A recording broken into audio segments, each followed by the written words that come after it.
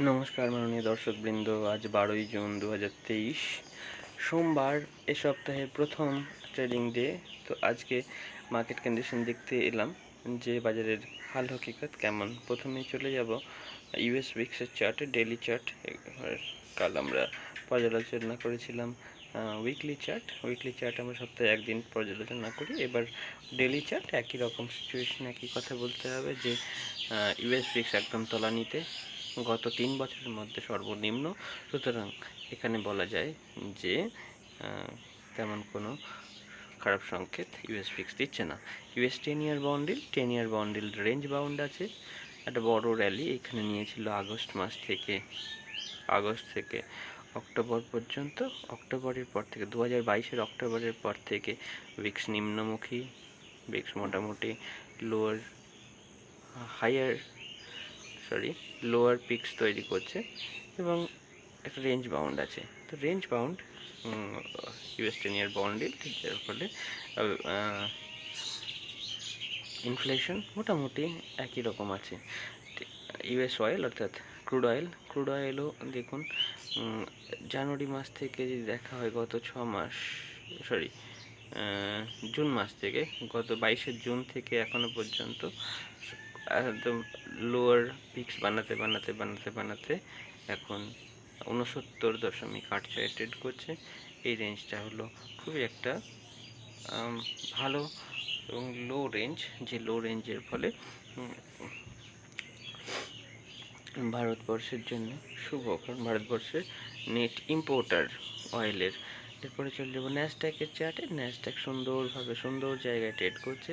ন্যাসড্যাকের পরবর্তী যে কনজেশন যেখানে ফেস করতে পারে রেসিস্ট্যান্স, সেটা হলো 15,233, 15,200-র কাছাকাছি মার্কেট যাওয়া না পর্যন্ত এই কনজেশনটা ছাড়িয়ে গেলেই ওই স্তরে পৌঁছে যাবে। 14,615 এর উপরে একটা ক্লোজ দিয়ে দিলেই এখানে পৌঁছে যাবে খুব তাড়াতাড়ি, দ্রুত। এরপরে চলে যাব ডাউ জোন্স ইন্ডাস্ট্রিয়ালে। ডাউ জোন্সও যথেষ্ট ভালো একটা বটম ক্রিয়েট করেছে এখানে 32,700-র কাছাকাছি। এরপরে যেখানেও কনজেশন ফেস করবে সেই জায়গাটি হলো এই জায়গা, অর্থাৎ সেই জায়গাটি হলো 34,200। অর্থাৎ এখান থেকে 300 পয়েন্টের একটা র্যালি, 1% পয়েন্টের মোটামুটি একটা র্যালি এক্সপেক্টেড যে কোনো একদিন, খুব দ্রুত। এরপরে ডাউ জোন্সের পরে চলে যাব S&P 500। S&P 500 সুন্দর একটি জায়গায় ট্রেড করছে। এখানে এই রেজিস্ট্যান্স লাইন রয়েছে, রেজিস্ট্যান্স লাইন পার করার সঙ্গে সঙ্গে ও পৌঁছে যাবে পরবর্তী স্তর।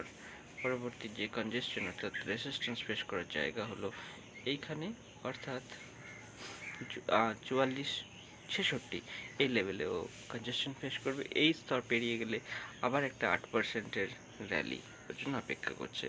S&P 500-এর পরে FTSE অর্থাৎ ইউকে মার্কেট রেঞ্জ বাউন্ড রয়েছে। এখানে হায়ার লো ক্রিয়েট হয়েছে বারবার। এই হায়ার লো ক্রিয়েট হতে ও এখন রেঞ্জ বাউন্ড আছে।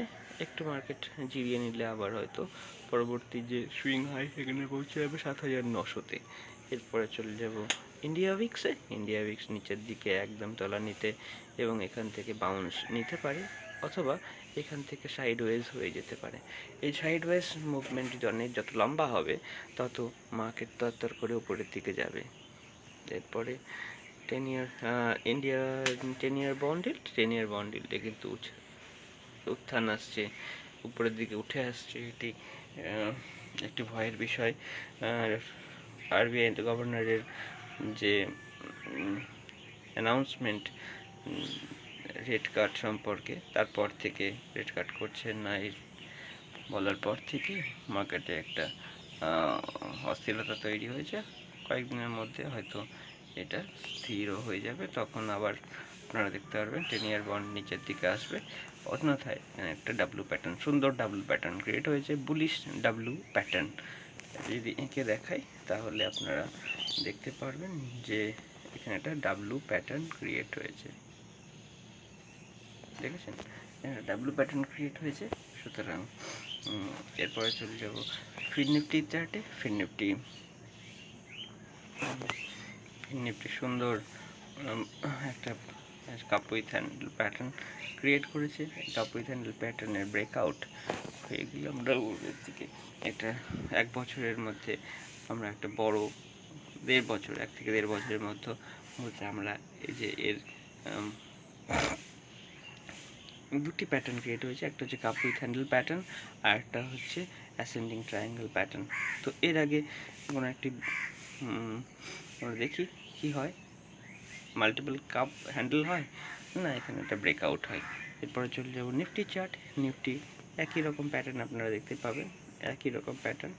সুতরাং এই যে 21শে অক্টোবর থেকে জুন মাসের 23শে জুন, এই 1.5 বছরের উপরে সময় ধরে, প্রায় 2 বছর সময় ধরে যে প্যাটার্ন ক্রিয়েট হয়েছে, এই প্যাটার্নের পরিণতি আপনারা ধীরে ধীরে দেখতে পাবেন। আপাতত যে শর্ট টার্ম ভিউ আমরা যদি নিই, সেখানে মার্কেট কিন্তু বুলিশ ছিল, একটু পুল ব্যাক নিচ্ছে, এতে ভয়ের কিছু কারণ নেই। এই জায়গায় দেখা যাক কেমন প্রাইস অ্যাকশন দেখায়, তারপরে সিদ্ধান্ত নেব। 18,476 নিচে না যাওয়া পর্যন্ত মার্কেট বুলিশ, একটু কারেকশন এই নিচে, এইভাবেই আমরা মার্কেটকে দেখব। এরপরে চলে যাব এসজিএক্স নিফটিতে। এসজিএক্স নিফটি ফ্ল্যাট ওপেনিং দেখাচ্ছে। ফ্ল্যাট ওপেনিংয়ের পরে মার্কেট রকেট হয়ে যায় যে কোনো একদিকে। সুতরাং আমরা ওপেনের পরে প্রাইস অ্যাকশন দেখে সিদ্ধান্ত নেব। ব্যাংক নিফটি একই রকম, উপরের লেভেল থেকে অল টাইম হাই থেকে রিজেকশন পেয়েছে। অল টাইম হাই থেকে 1% পয়েন্টের মধ্যেই আছে, তেমন কোনো ইঙ্গিত দেয়নি যে একটি বড় ফল আসতে পারে। গোল্ডের চার্টে দেখব, গোল্ডের এমসিএক্স চার্টে দেখব। এমসিএক্স চার্ট সুন্দরভাবে ট্রেড করছে। আমাদের লেভেল হচ্ছে অ্যাকুমুলেশন জোন 59,300, সেই জায়গায় মার্কেট চলে এসেছে এবং এখান থেকে অ্যাকুমুলেট করলে আমাদের ইমিডিয়েট টার্গেট হয়ে যাবে 61,500। এরপরে চলে যাব গোল্ডের স্পট চার্ট। গোল্ডের স্পট চার্টে সুন্দরভাবে গোল্ড বাইং অপরচুনিটি দেবে এই লেভেলে, অর্থাৎ 1940 থেকে 1960 এই লেভেল হচ্ছে গোল্ডের অ্যাকুমুলেশন জোন ডলার টার্মসে। তো এরপরে আউন্স পিছু দাম। এরপরে চলে যাব ইউএসডি আইএনআর। সুন্দর একটি প্যাটার্নকে ফলো করে চলেছে গত মোটামুটি আপনার 22শে সেপ্টেম্বর থেকে। তো 22শে সেপ্টেম্বর থেকে জুনের 23শে জুন পর্যন্ত ও একটি অ্যাসেন্ডিং ট্রায়াঙ্গেল প্যাটার্ন ক্রিয়েট করে চলেছে। সেই অ্যাসেন্ডিং ট্রায়াঙ্গেলটা এটা ন্যারোয়িং ট্রায়াঙ্গেল প্যাটার্ন। এই প্যাটার্নের মধ্যে দিন আছে রেঞ্জ বাউন্ড থাকারই কথা। এরপরে ইউরো ইউএসডি চার্টে যাব। ইউরো ইউএসডি সুন্দরভাবে তার জোনের মধ্যে চলেছে এবং এই জোন ও যতদিন ইনট্যাক্ট রাখবে ততদিন মার্কেট নিম্নমুখী থাকবে। এরপরে চলে যাব ইউরো আইএনআর দেখব না, ডলার ইন্ডেক্সের চার্টে চলে। ডলার ইন্ডেক্স সুন্দরভাবে এও একটা লোয়ার হাই ক্রিয়েট করে চলেছে। তো এই লোয়ার হাই ক্রিয়েট করার ফলে এখন এই এলাকায় যে আমাদের 102 এই লেভেলে ও পৌঁছে যেতে পারে কয়েকদিনের মধ্যে। তারপরে আমাদের যদি লোয়ার পিক্স এখান থেকে যদি মার্কেট ফিরেন উপরের দিকে 104-এর দিকে না যায়, তো তখন এই 102-এর দিকে চলে আসবে। আপাতত মার্কেট সামান্য সাইডওয়েজ একটু বেয়ারিশ বলা চলে। ইথেরিয়ামের সুন্দর একটি রেঞ্জ ক্রিয়েট হয়েছে, সেই রেঞ্জের লোয়ার পার্টে আছে। সুতরাং এখানে অ্যাকুমুলেট করা যাবে। আপনারা যারা ইথেরিয়ামে কাজ করছেন, এখানে বুলিশ প্রাইস অ্যাকশন এইটুকু আমরা সিদ্ধান্ত নিতে পারি। 1774 উপর একটা ক্লোজিং দিলেই আমরা 1900 লেভেল পর্যন্ত একটা বুলিশ ভিউ নিয়ে মার্কেটে ট্রেড করতে পারি। এরপরে বিটকয়েন বেয়ারিশ টু সাইডওয়েজ, এই হচ্ছে বিটকয়েনের যদি আমি ট্রেন্ড বলতে চাই তো সেটা দাঁড়ায়, তো বিটকয়েনের ট্রেন্ড দাঁড়ায় এইরকম।